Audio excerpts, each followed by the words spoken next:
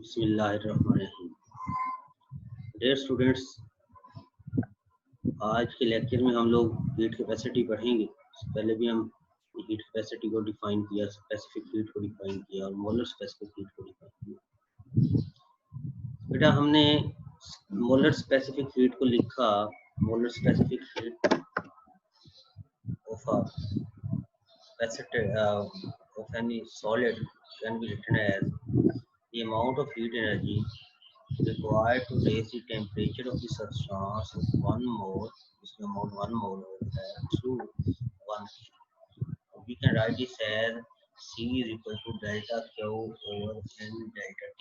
अगर हम यहाँ से delta Q की वैल्यू ले लें तो this will be N C delta T.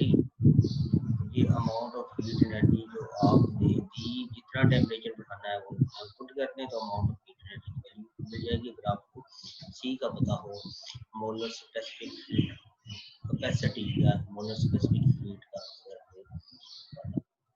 बेटा इसे हमने स्टार्ट किया था। आज हम पढ़ेंगे molar specific heat at constant volume, then we will study the molar specific heat at constant pressure. बेटा at constant volume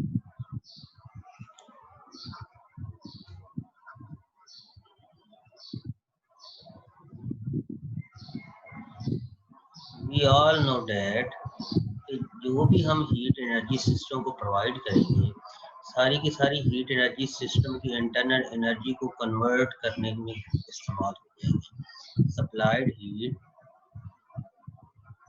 will be utilized in increasing the internal energy of the system, because अब यहाँ पे at constant volume piston जो है वो fixed है। जब piston fix है तो उसको वो मूव नहीं करता, और जब वो मूव नहीं करता तो नो वर्क, वहाँ पे वर्क नहीं होता। तो delta Q is equal to change in internal energy. अब बेटा हमें पता है कि delta Q at constant volume की बात करूँ ना, तो बेटा at constant volume heat capacity को मैं सी वी लिखूंगा, और एट कांस्टेंट प्रेशर में हीट कैपेसिटी को सी पी लिखूंगा। और आपने एसएससी में इनके तुम्हारा रिलेशन पढ़ा है कि C P minus C V equal होता है गैमा के, और गैमा क्या होता है, ये बेटा रेशियो होती है C P to C V की। ठीक है, ये हमें पता चला कि जो एट कांस्टेंट वॉल्यूम प्रेशर जितनी आप हीट एनर्जी दोगे, सॉरी एट कांस्टेंट वॉल्यूम, वो सारी की सारी हीट एनर्जी इंटरनल एनर्जी को इन्हांस करने में इस्तेमाल हो जाएगी, क्योंकि एट कांस्टेंट वॉल्यूम कोई भी वर्क नहीं होता, सारी की सारी heat energy. This is the manifestation of first law of thermodynamics, or you can say this is the manifestation of law of conservation of energy. और हमने अभी देखा डेल्टा क्यू की वैल्यू हमने क्या लिखी थी कि C V molar specific heat at constant volume delta Q over N delta T. तो यहाँ से डेल्टा क्यू की अगर मैं वैल्यू ले लूँ, अगर ये एट कांस्टेंट वॉल्यूम हम इस प्रोसेस पर N C V delta T, बेटा अगर ये वाली वैल्यू मैं इधर लिखूँ delta Q N C V delta T is equal to increase in internal energy of the system. बेटा हमें पता है, हमने इससे पिछले चैप्टर में पढ़ा कि increase in internal energy of the system इसकी इक्वल थी, इसकी हम डेरिवेशन की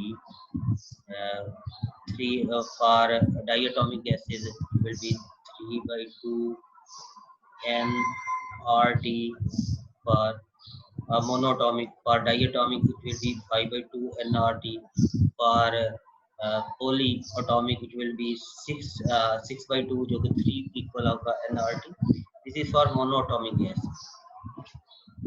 मोनोatomic gas. For monoatomic gas, ये डिग्री ऑफ फ्रीडम है ना मोनोatomic gas. For monoatomic gas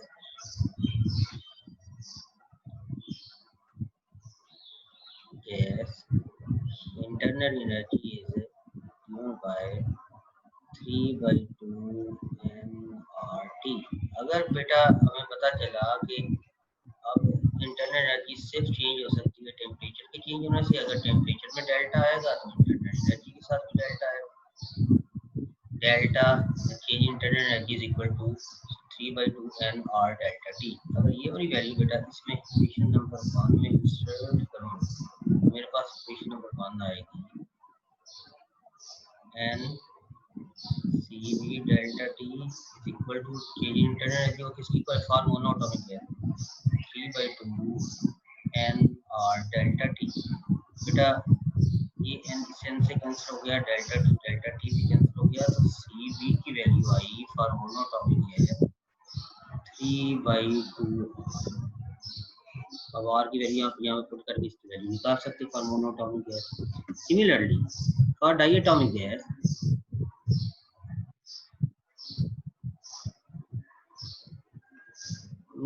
diatomic gas की बात करें बेटा, जो उसमें चेंज इन इंटरनल एनर्जी आएगा ना, तो वो 5/2 एन आर डेल्टा टी आएगा। 5/2 एन आर टी आना था ना, तो जब टी चेंज होगा तो ये भी चेंज होगा। तो बेटा इसके लिए अगर मैं इक्वेशन नंबर 1 को सॉल्व करूँ फॉर डायटोमिक गैस, जो अभी हमने लिखी थी delta Q C N V delta T N C V delta T equals change in internal energy and CV delta T is equal to change in internal energy क्या है 5/2 NR delta T। तो बेटा again delta T भी cancel हो जाएगा, दोनों side में कोई भी कैंसिल हो जाएगा। फॉर डायटोमिक गैस वैल्यू कितनी आई 5/2 R। सिमिलरली फॉर पॉलीएटॉमिक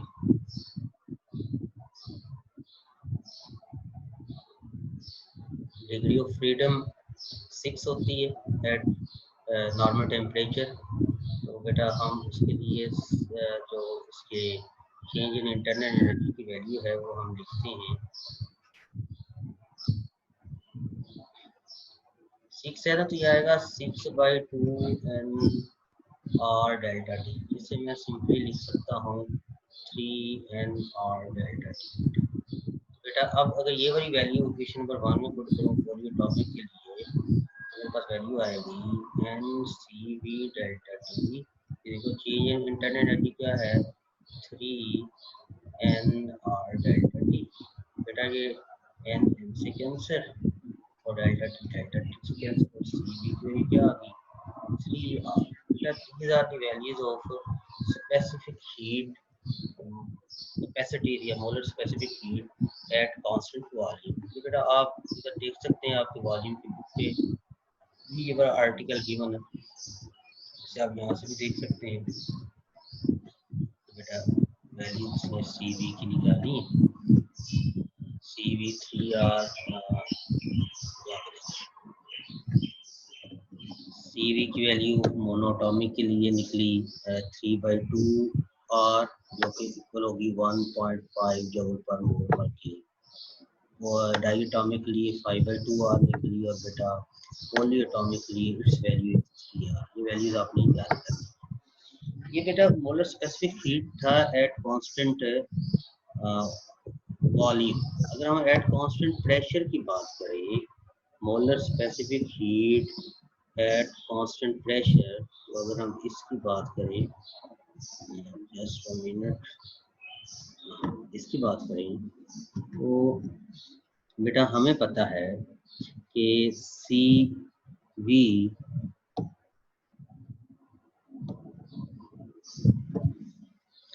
तो हमारे पास फार्मूला है C P minus C V is equal to R. इसका प्रूफ आपने पढ़ा है ऐसे बेटा। तो अगर मैं सी पी लिखूं तो क्या आएगा सी वी प्लस आर आ जाएगा। अब मोनोएटॉमिक गैस के लिए सी वी की वैल्यू और मोनोएटॉमिक गैस क्या आई थी 3/2 आर मोनोएटॉमिक के लिए, और डायटोमिक के लिए क्या आई थी 5/2 आर आई थी डायटोमिक। और पॉलीएटॉमिक तो ये क्या आई थी 3R, और पॉलीएटॉमिक।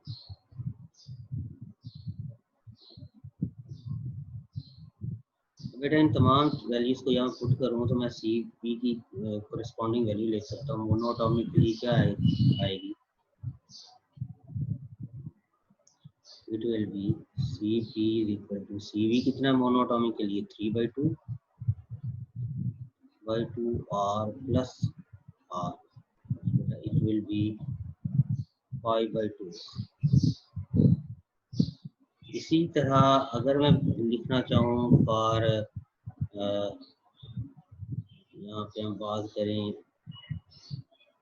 फॉर डाइएटॉमिक की, बेटा Cp होगा Cv प्लस R, तो डाइएटॉमिक के लिए Cv क्या है 5/2 R प्लस R, तो बेटा ये आ जाएगा 7/2। और पॉलीएटॉमिक की बात करूँ तो बेटा Cp will be equal to Cv कितना है 3R प्लस R, बेटा ये वैल्यूज हैं, ये वैल्यूज भी आप देख सकते हैं, गिवन है आपकी बुक पे, अगर आप देखें तो वाली वैल्यूज बेटा उसने कैलकुलेट की हैं। ये वाली वैल्यूज भी आपने बिल्कुल इसी तरह से कैलकुलेट करनी है। गैमा को डिफाइन कर रहा है Cp/Cv, बेटा ये गैमा की वैल्यू पर अगर हम दोनों की रेशियो ले लें ना तो हम वैल्यूज आसानी से निकाल सकते हैं। अब हमें पता है कि Cp का भी पता है, Cv का भी पता है, बेटा हम इसकी वैल्यूज आसानी से निकाल सकते हैं। अगर हम व्हाइट बोर्ड पे देखें तो गैमा क्या है Cp/Cv। अब तो पूछा जा सकता है, कह सकता है कि इसे साबित करें Cp/Cv पर मोनोटॉमिक अगर मैं लिखूं तो मोनोटॉमिक के लिए गैमा इज Cp/Cv। मोनोटॉमिक के लिए क्या होगा Cp की वैल्यू होती है 5/2R, ये हमने देखी, और Cv क्या था 3/2R, तो बेटा ये आ जाएगा R सेकेंड से 2 सेकेंड से, तो ये आ जाएगा 5/3 गैमा की वैल्यू डायमेंशन ऐसे। मोनोटॉमिक है, डाइएटॉमिक के लिए इसकी वैल्यू गैमा की Cp आएगा 7/2R और Cv है 5/2R, तो बेटा ये आ जाएगा 7/5। एंड फॉर पॉलीएटॉमिक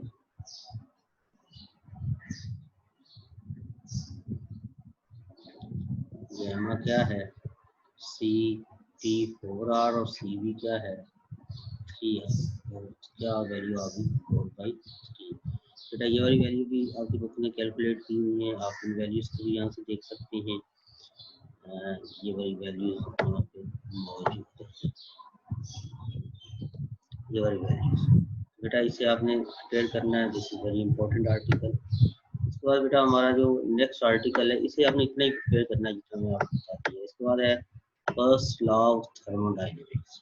बेटा हम फर्स्ट लॉ ऑफ थर्मोडायनेमिक्स पढ़ते हैं।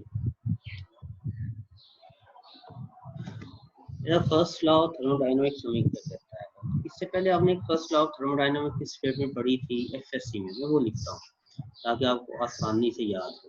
वो कहते हैं कि हम जो सिस्टम को हीट एनर्जी देते हैं वो इस्तेमाल होती है चेंज उसकी इंटरनल एनर्जी को बढ़ाने के लिए plus work done on environment. ये थी वो वाली स्टेटमेंट जो आपने एफएससी में ऑलरेडी पढ़ी हुई है। फिर इसकी दो स्टेटमेंट्स दो डिफरेंट तरह से लिखते हैं, इनकी उसकी अकॉर्डिंगली इनकी कन्वेंशन है। अगर ये फर्स्ट लॉ ऑफ थर्मोडायनामिक्स की स्टेटमेंट है कि हम सिस्टम को हीट अप कर रहे हैं, सिस्टम को हीट एनर्जी दे रहे हैं, तो उससे हीट एनर्जी क्या करेगी, सिस्टम की इंटरनल एनर्जी को बढ़ाएगी प्लस वो क्या करेगी, वर्क करेगी इन्वायरमेंट।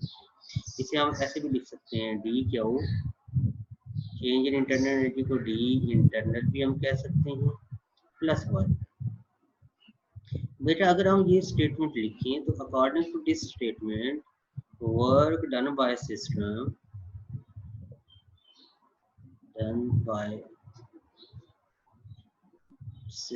ऑन एनवायरनमेंट, इसे मैं पॉजिटिव लूंगा।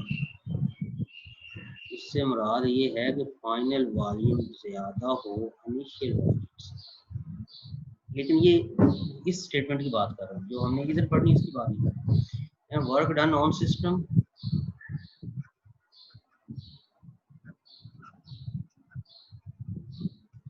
बेटा वो नेगेटिव होगा। नेगेटिव मुराद क्या है, फाइनल वॉल्यूम कम हो जाए, यानी पिस्टन नीचे की तरफ मूव करेगी और पिस्टन नीचे की वॉल्यूम कम हो इनिशियल वॉल्यूम से।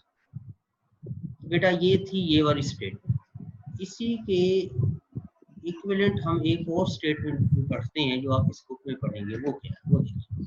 बेटा वो स्टेटमेंट क्या है कि जो चेंज इन इंटरनल एनर्जी है वो इक्वल है जो आपने हीट एनर्जी दी प्लस जो आपने सिस्टम के ऊपर वर्क किया। अब ये इसी चीज को देखने का एक और अंदाज है। ये कोई ये नहीं है कि वो स्टेटमेंट और है ये और है, अगर वो सही है तो ये गलत है, अगर ये सही है तो वो गलत है। ये दोनों इक्विवेलेंट स्टेटमेंट है, लेकिन चीजों को देखने का मुख्तलिफ अंदाज। लेट्स सपोज इधर से आप हीट एनर्जी दे रहे हो ठीक है, ऊपर से नीचे इसके ऊपर वर्क कर रहे हैं W, तो ये दोनों वर्क जब जमा इन दोनों को ऐड करेंगे तो किसके ऊपर होगा, जितनी ये दोनों मिलके इस सिस्टम की इंटरनल एनर्जी को बढ़ाएंगे। बेटा again law of conservation of energy. अगर मैं ये वाली स्टेटमेंट पढ़ूं जो कि हम इस बुक में पढ़ेंगे लगातार, then work done by system, work done by system से क्या मुराद है कि फाइनल वॉल्यूम ग्रेटर देन हो जाए इनिशियल वॉल्यूम, तो फिर की पिस्टन ऊपर को मूव करे, will be taken as negative. और अगर बेटा work done on system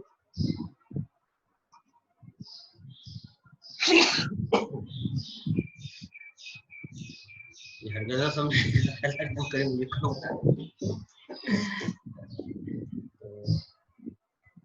work done on system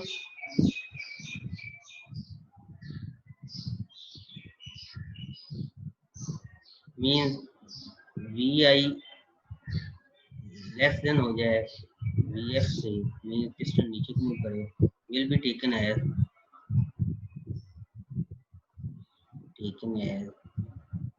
positive. बेटा ये दो मेजर डिफरेंसेस हैं। जब हम ये वाला लेंगे स्टेटमेंट तो यहाँ पे जब वर्क पॉजिटिव होगा उधर नेगेटिव होगा, जब यहाँ पे नेगेटिव होगा उधर पॉजिटिव होगा। और बड़ी क्लियर सी बात है, लेट्स सपोज ये नेगेटिव हो ना तो दूसरी तरफ जाके पॉजिटिव हो जाएगा और ये वाली स्टेटमेंट।